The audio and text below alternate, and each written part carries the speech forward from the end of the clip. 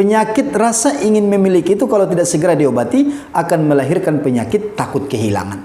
Nah, takut kehilangan ini kalau tidak segera diobati juga maka akan melahirkan penyakit baru. Penyakit apa itu? Pelit, medit, kikir, bakhil.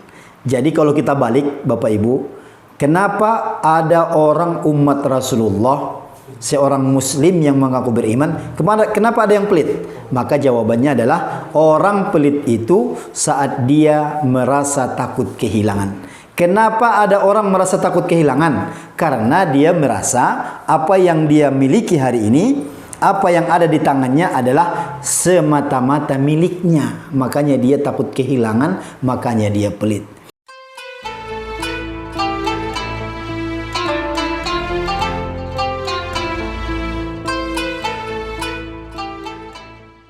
Bismillahirrahmanirrahim. Assalamualaikum warahmatullahi wabarakatuh. Alhamdulillahi rabbil alamin. Wassalatu wassalamu ala ashrafil anbiya wal mursalin wa ala alihi wa ashabihi rasulillahi ajma'in, amma ba'd. Rabbi israh li sadri wa yassir li amri wahlul 'uqdatam min lisani yafqahu qawli. Subhanaka la ilma lana illa ma 'allamtana innaka antal alimul hakim. Sadaqallahul azim. Bapak Ibu, saudara-saudaraku di mana saja pun berada, malam hari ini kembali waktu yang Allah berikan kepada kita manfaatkan untuk sesuatu yang bermanfaat.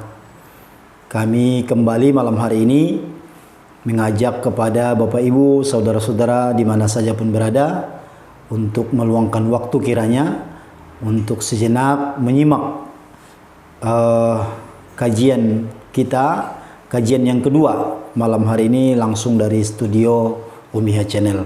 Semoga nanti apa yang kita sampaikan, doa dan harapan kami Bapak Ibu saudara-saudara di mana saja pun berada, kiranya mendapatkan kebaikan-kebaikan yang insya Allah kebaikan ini juga akan kita teruskan kepada saudara-saudara kita yang lain.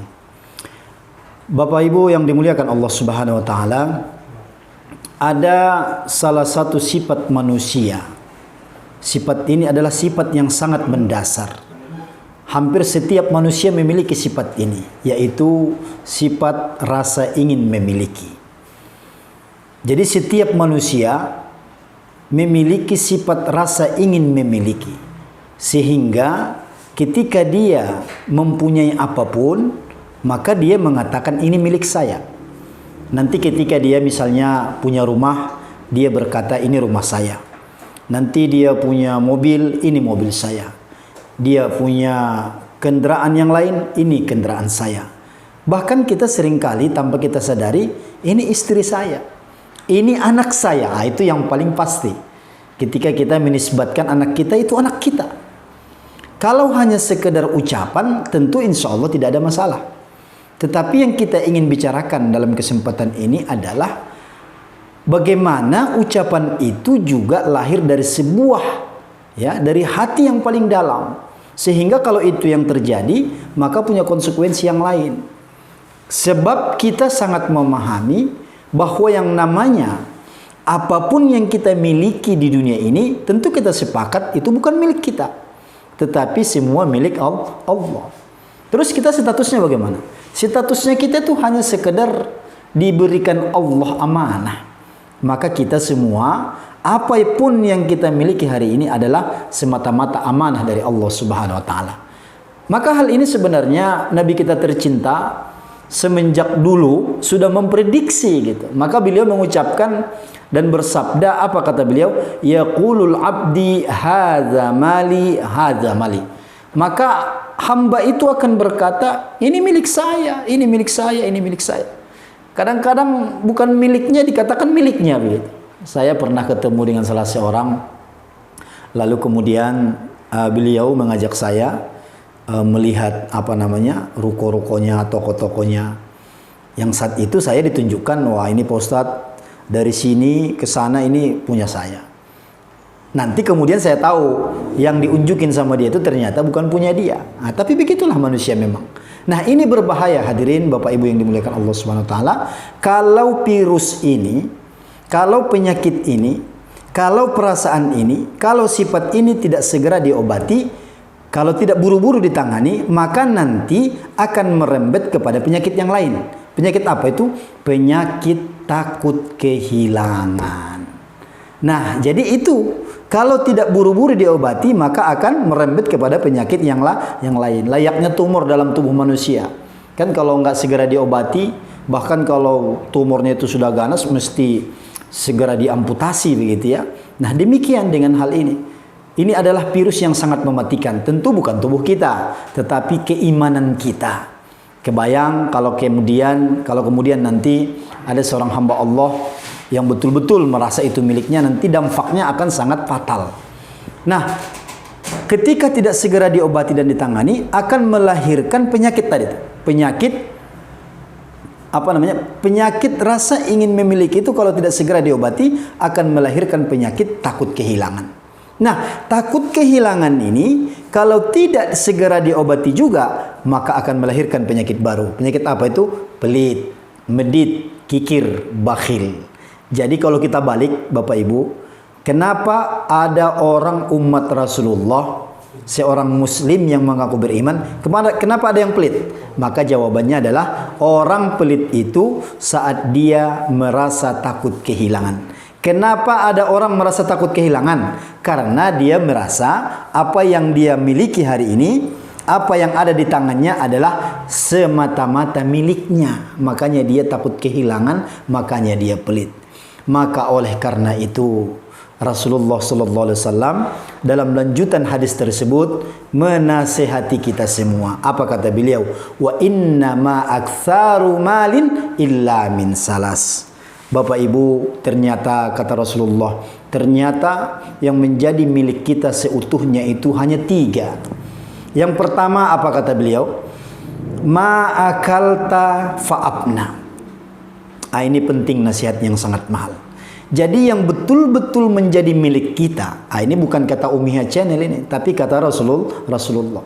Yang betul-betul milik kita kata Nabi, ma akalta fa'abna.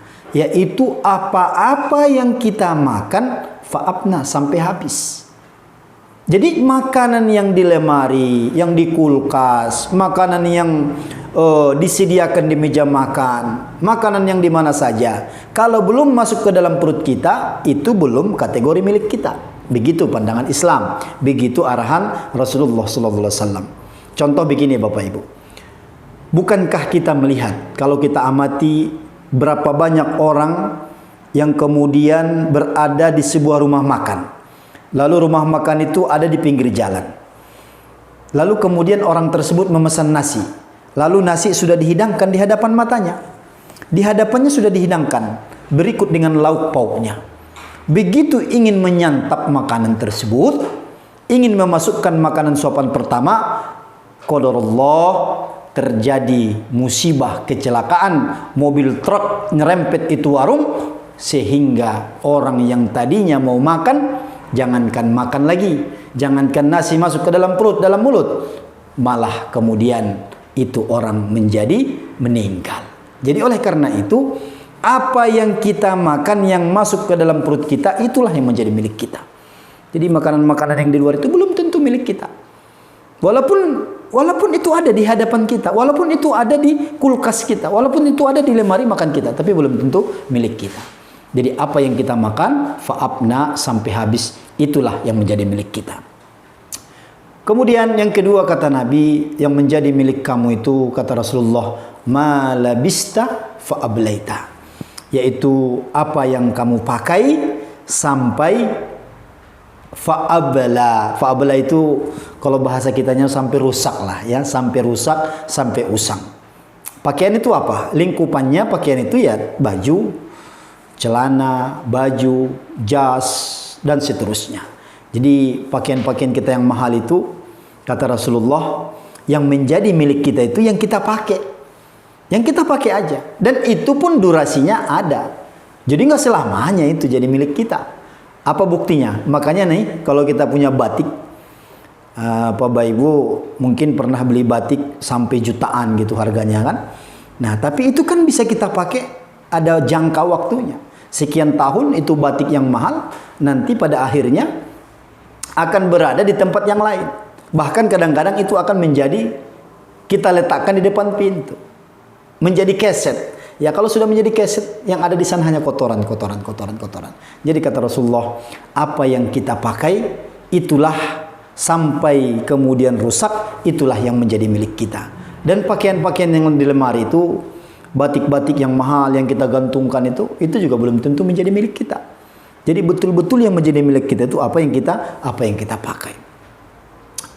Kemudian juga dalam hal ini bisa juga kita analogikan dalam bentuk yang lain.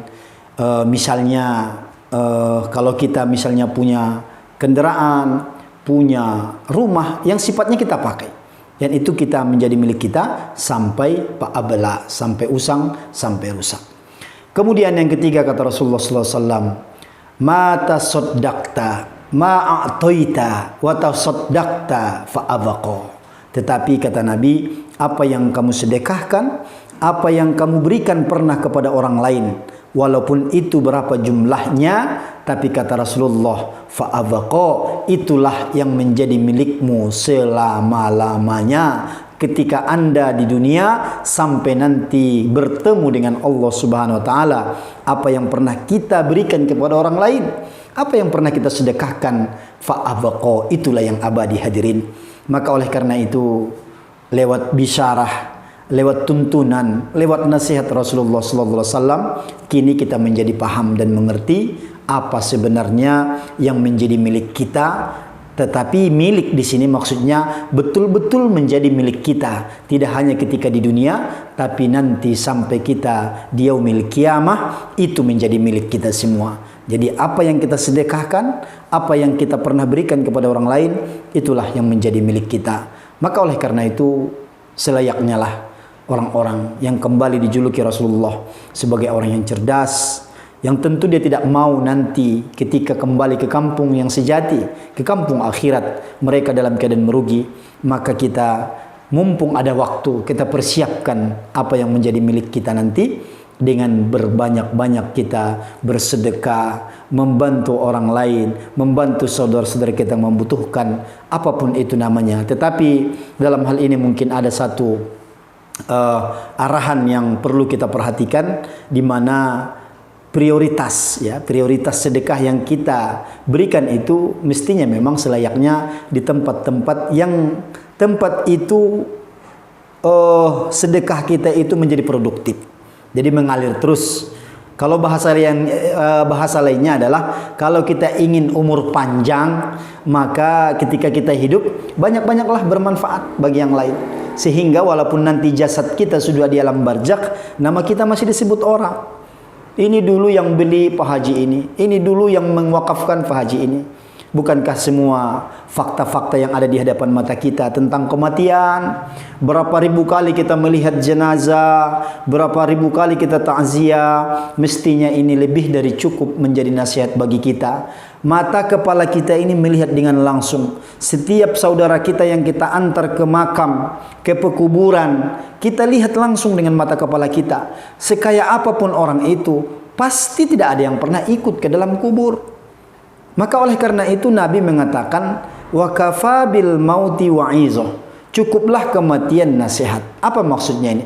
Artinya kata Rasulullah, orang-orang yang berhasil melihat nasihat kematian itu senantiasa mereka hidup akan menjadi seorang hamba, seorang umat Rasulullah yang produktif.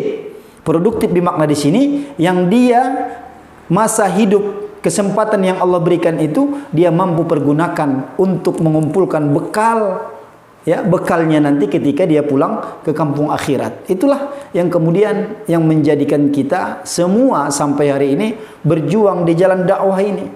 Karena kontribusi kita di jalan dakwah ini, subhanallah, adalah suatu tempat yang kita insya Allah akan terima. Jangankan nanti ketika kita sudah meninggal, ketika kita hidup pun kita sudah memiliki julukan yang tinggi dari Allah, kuntum khairu ummah, kamu adalah umat yang terbaik. Siapa mereka itu? Ukhrijat linnas ta'muruna bil ma'ruf wa tanhauna 'anil munkar. Mereka-mereka itu adalah yang senantiasa punya kontribusi dalam melakukan amar ma'ruf dan nahi munkar. Maka oleh karena itu hadirin yang dimuliakan Allah Subhanahu wa taala, Bapak Ibu di mana saja pun yang mendengarkan nasihat ini, tentu sejatinya nasihat ini adalah tentu nasihat dari Nabi kita tercinta. Maka bagaimana sikap kita? Karena kita semua sepakat, iman kita berkata, apa yang datang dari lisan Rasulullah adalah sebuah kebenaran yang kita semua tidak akan mungkin memungkirinya. Kita akan percaya apapun yang beliau sampaikan. Tadi beberapa ungkapan-ungkapan, contoh-contoh sudah kita sampaikan. Maka kalau kita ringkas, kalau kita simpulkan apa yang harus kita lakukan hari ini di sisa umur kita ini, tiada lain tiada bukan kita memperbanyak, mempersiapkan apa yang menjadi bekal milik kita, di mana itu apa yang kita sedekahkan dan apa yang kita berikan kepada saudara-saudara kita, sepanjang itu kita niatkan ingin mencari ridha Allah Subhanahu wa taala. Mudah-mudahan nasihat yang singkat ini mudah-mudahan bermanfaat dan kita bisa mengambil pelajaran, dan pelajaran itu pun senantiasa kita implementasikan, aplikasikan dalam kehidupan kita sehari-hari, sehingga kita berjalan di muka bumi Allah Subhanahu wa taala ini tidak pernah merasa kita punya apa-apa, karena memang faktanya demikian, semua adalah titipan dari Allah Subhanahu wa taala. Bahkan tubuh ini pun adalah pemberian Allah, ruh yang dititipkan juga titipan. Semuanya adalah titipan yang Allah berikan kepada kita, dan kita nanti akan diminta pertanggungjawaban di hadapan Allah Subhanahu wa taala. Kullukum ra'in, setiap kamu pemimpin, wa mas'ulun an ra'iyatihi, dan kamu akan ditanya tentang kepemimpinan kamu nanti. Kemana kamu gunakan, untuk apa kamu pergunakan, semuanya nanti akan disoal di hadapan Allah Subhanahu wa taala. Mudah-mudahan kita termasuk orang-orang yang berhasil mempersiapkan bekal menuju kampung akhirat. Amin, amin ya rabbal alamin. Mudah-mudahan bermanfaat. Wal afu minkum. Assalamualaikum warahmatullahi wabarakatuh.